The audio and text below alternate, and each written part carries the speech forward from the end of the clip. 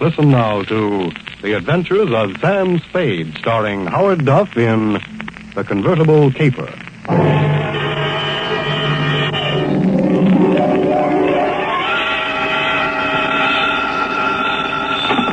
Sam Spade Detective Agency. Me, sweetheart. Sam, I knew you'd have the courage to come back and face it.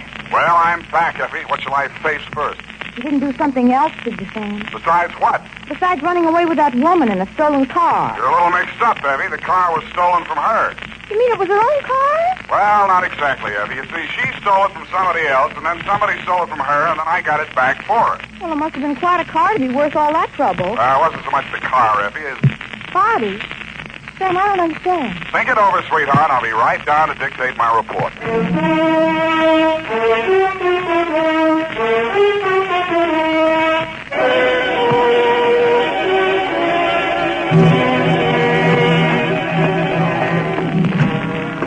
Oh, Sam, look at you. Can't you take no for an answer? And just what do you mean by that, Miss Perrine? Claw marks on your face. Wrong again, sweetheart. She said yes, I said no. Hence the scratches. I knew she was that type the minute she walked into this office.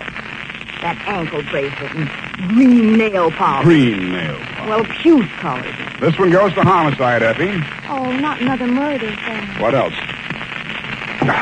To Detective Lieutenant Dundee from Samuel Spade with license number 127596. Subject, the convertible caper. Dear Dundee, it had been a dull morning, but just before lunchtime, things began to brighten up. Her clothes looked like money, and what they were wrapped around looked even better. She eased herself into the chair I pushed up for her, rattled about $1,000 worth of charm bracelet at me, and after she'd arranged her legs, mouth, and eyes to our mutual satisfaction, she allowed me to hear the sound of her beautiful voice. I do not know whether you will be interested in my case or not, Mr. Spade. Put your mind at rest, Miss Estrada. Estrada. Who knows? Perhaps I am merely a waste of time. My time is your time as you stay in the States, Mrs. Estrada. Oh, you are very simpatico, very kind. Yes. Entonces, my automobile has been stolen. When and from where?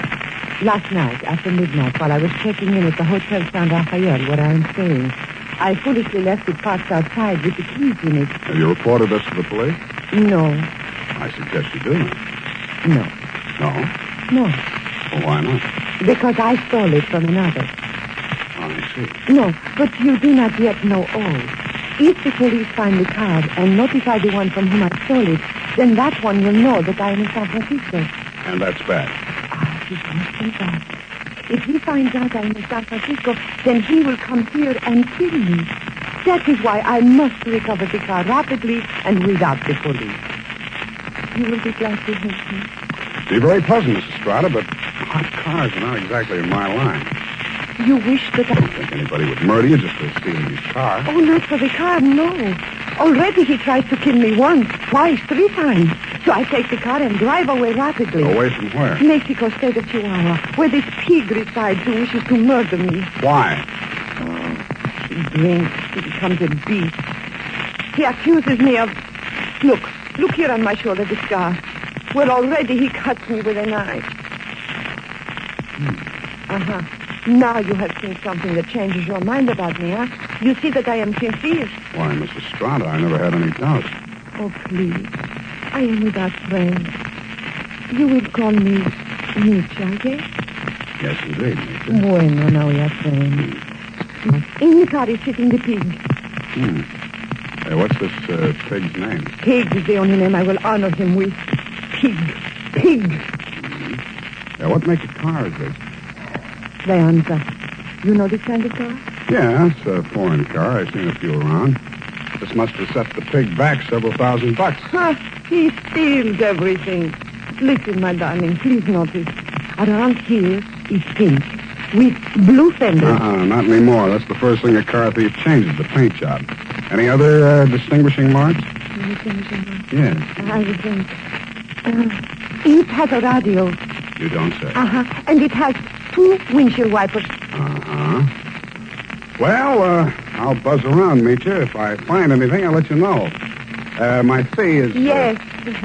Yes, that is something else. I have no money. Oh, that's great. That's just great. But I am sincere. You said so. Look, my darling, take this. It is worth very much. See? This little charm alone. Platinum set with diamonds. Worth very much. You will keep it until I pay you, eh? Adios, Father. Hasta la vista. She thrust the charm bracelet into my hand, bit me on the ear, and departed. I put a Band-Aid on it, ran some cold water over my head, poured myself a stiff slug of bourbon, and examined the bracelet.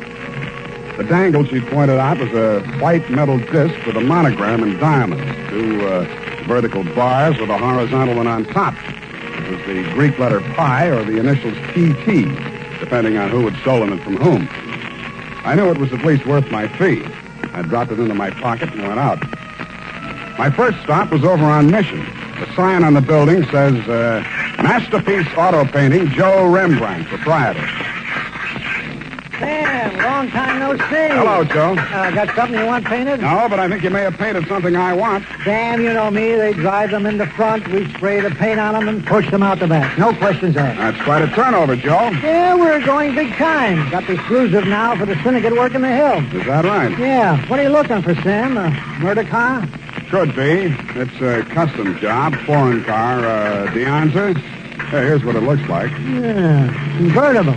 Sure, come in this morning. Two-color job. Which two colors? Canary yellow body, baby blue fenders. Yeah, quite a car, Sam. Quite a snazzy heap. Heath, huh? Yeah. Is that what you want to know? It was. Happy Herman Heath was one of the biggest used car thieves in the city. As I got off the streetcar in front of Happy Herman's lot, a flash of canary yellow paint caught my eye. I strolled down between the rows of cars and found it. Yes, sir, Heath's the name. Happy Herman Heath. Every car on this lot is in perfect mechanical condition. Take your choice. Kind of hard to choose, Herman. There's so many here. Yes, sir. It takes a heap of heaps to make a heap of heap. Yeah. That yellow job with the blue fenders there? Oh, yes, sir, but the motor in that car, it does need some work. Now, over here... Does it run? Oh, yes, it'll run, but over here... This is more what I want. Let me try it. Sounds all right to me. Oh, idling, yes, but needs some work in the transmission of the differential. Mind if I drive it around the block? Well, the mechanics are just about to work on it. Besides, I'm afraid this car is more than you care to invest. Well, let me try it out anyway. Here, I'll leave a deposit. I reached in my pocket for Meech's charm bracelet. He took one look at it, and his expression changed. Well, why didn't you say so? No deposit is necessary. The car's yours. Drive it as far as you like. Thank you, Herman Heath.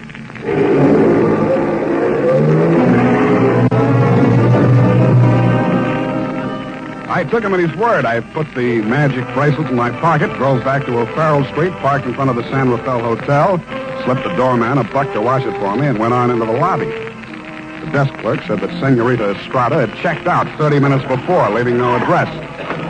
I found the house dick in the bar and asked him for a rundown. Yeah, I remember her, Sam. Very nice dish. Any callers, Tiny? Yeah, two guys. Yeah? Went out when they came, ain't been back since. Who were they? You won't believe it, Sam. One of them was Tom Carey. What's he doing in San Francisco? He's wanted for murder. And I don't know, but there must be plenty in it if you brought him back across the border. He's staying here? Yeah, room 613. Uh-huh. Do me a favor, will you, Tiny? Anything at all, Sam. There's a car parked outside in the loading zone here. Stow it in the hotel garage for me, will you? Upstairs, as far out of sight as you can get it. I went upstairs and rang the buzzer at room 613.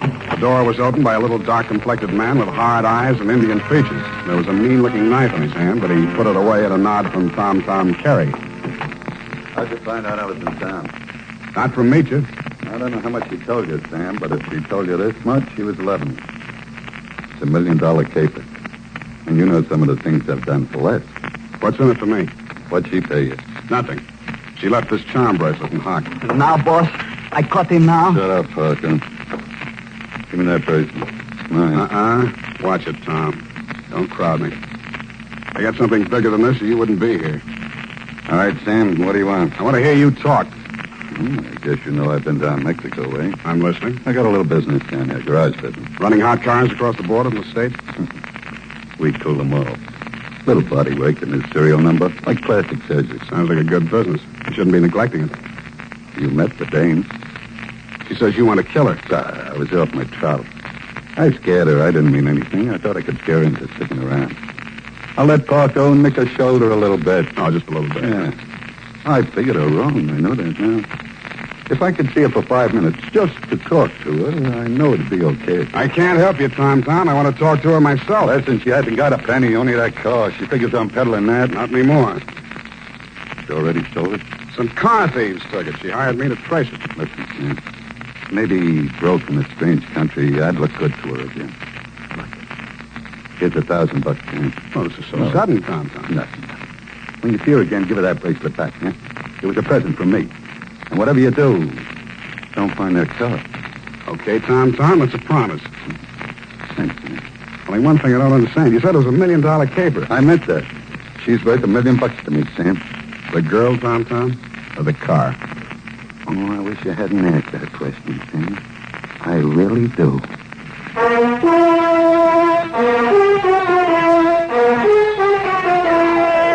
And now, back to the convertible caper. Tonight's adventure with Sam Spade.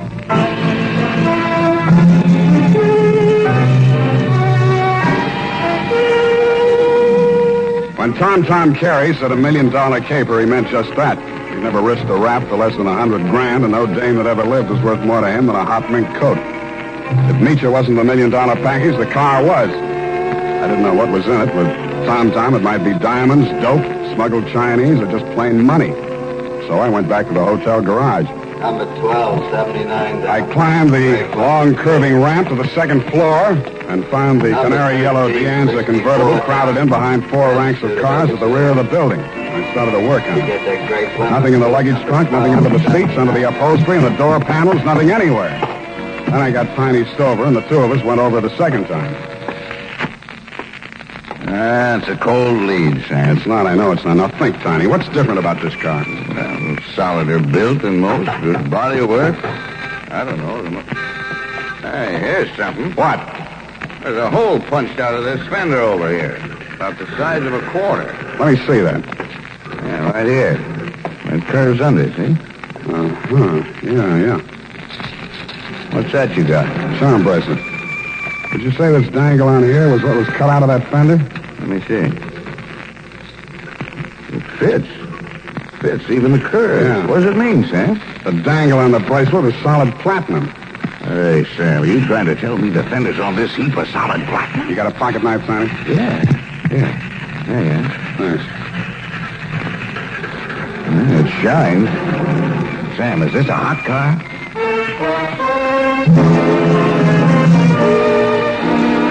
I didn't answer him. I didn't have to. He looked from the gray-white gleam of the bracelet shine to the square of paint I'd scraped off the fender and answered the question himself. Nietzsche's convertible was convertible in more ways than one. It was about the hottest car in San Francisco as of that moment. After I'd left the garage, I tried to phone Tom, but he wasn't in. I had an uncomfortable feeling he was out looking for me. He was. As I stepped out of the phone booth, there was a rush of air past my left ear.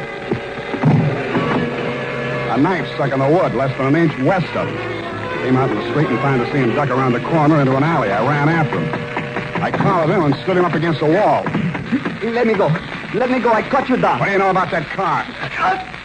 What do you know about that car? Come on, talk, or you get more of this. I don't know nothing. They don't tell me nothing. Where's Meacher? I don't know. Meacher don't know nothing either. Only Tom and... Tom, and who else? I don't talk no more. They cutting you in? I don't need no cut. The boss, he pays me good. 40 pesos. Sometimes more. Work for me and I'll cut you in. I cut you to pieces. The boss treats me good. Sure, you do all the dirty work. There's any trouble, you'll take the rap. What means rap? They put you in a little room and squirt gas in you. You fall dead. Gas? Tom do this? He does indeed. Venga. Come, I take you to see the man. Su nombre es Felix. I think he will be very happy to see you.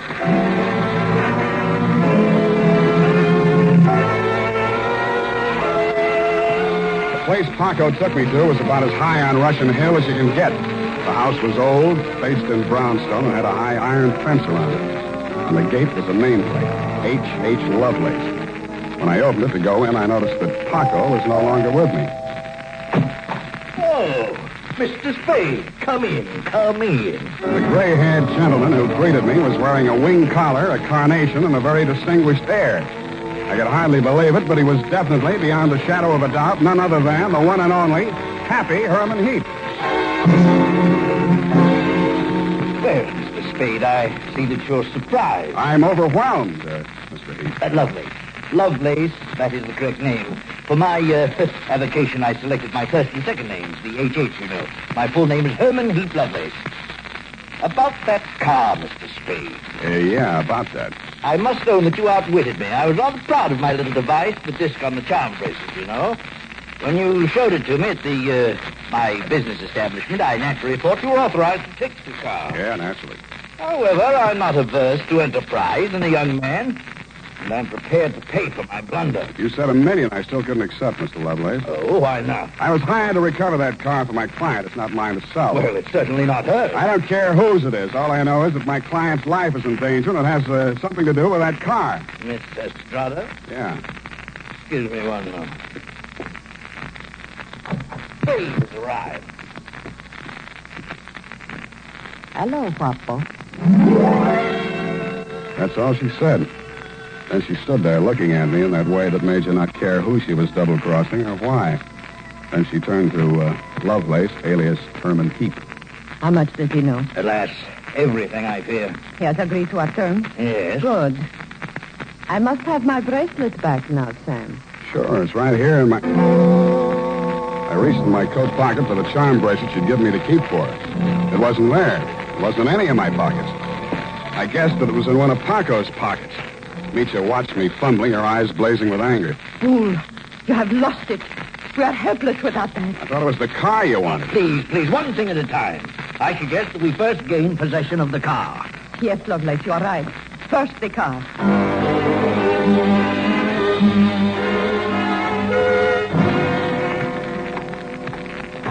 Ah, yes.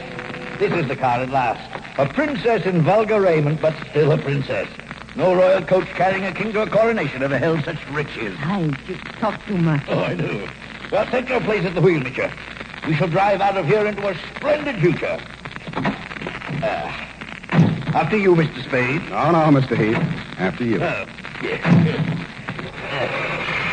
Ironic, isn't it, that with all my varied interests, I've never learned to drive a car. Será tu poco, viejo. You seem kind of shaky, Mitya. You sure you can handle the car down the ramp?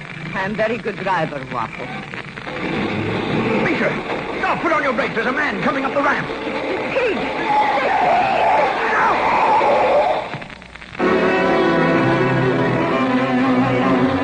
He was dead before I got to him. As I leaned over him, I saw the bracelet lying beside his hand. I picked it up and walked back to the car. Mitya and Herman Heap Lovelace were sitting in stony silence, glaring at each other. Is he dead? Yeah. Was the bracelet on him? I didn't look. Lovelace, go and frisk him. Oh, must I? It's very distasteful to me. Come, Mr. Spade. You fool. We trust this detective. Go on. Very well. Get in, Sam. Get in. We leave him here. What's the matter? Is something wrong? Oh, nothing at all. Come back here! This is an outbreak, I think, Rick! Come back here, I say!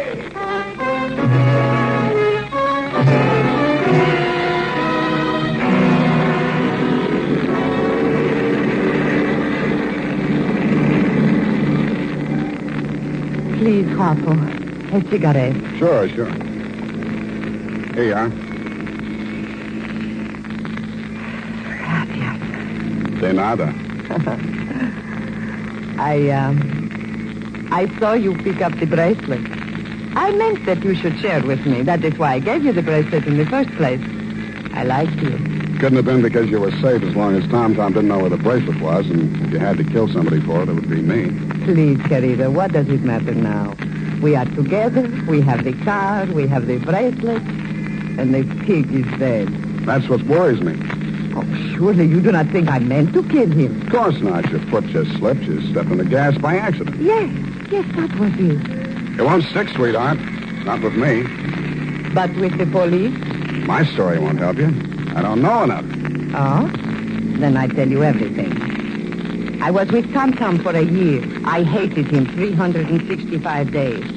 I tried to run away. Always that Paco came after and brought me back. Then, Senor Lovelace came with the car. Senor Lovelace had much money, but he could not take it from the country. So he bought, sold platinum.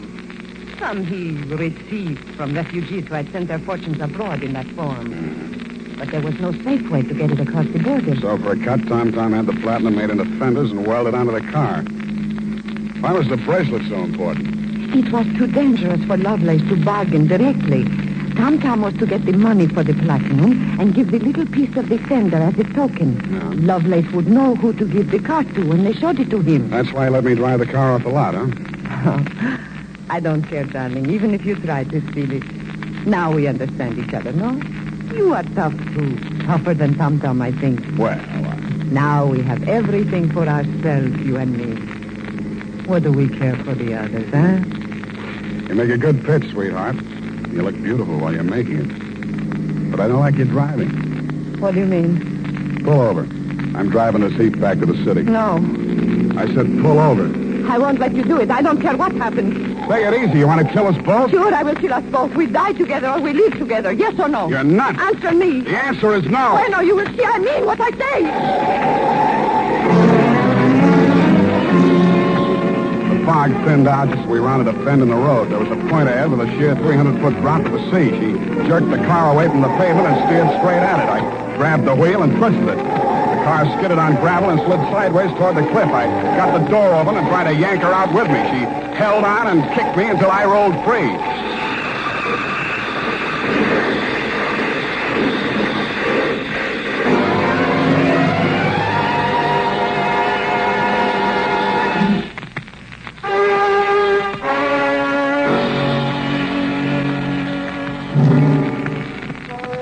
She didn't look very beautiful when I saw her for the last time. And the flashy convertible was a pile of junk. Very expensive junk, but junk all the same. I understand the federal men have confiscated the platinum and are holding Lovelace for questioning. I doubt if he'll crack. Nobody can embarrass a used car salesman. Period. End of report. Sam, do you really like this racket we're in? I hate it. So do I. But don't let's ever go into any other racket. It's a promise, sweetheart. Why, I'll never know. No need. Good night, Sam. Good night, sweetheart.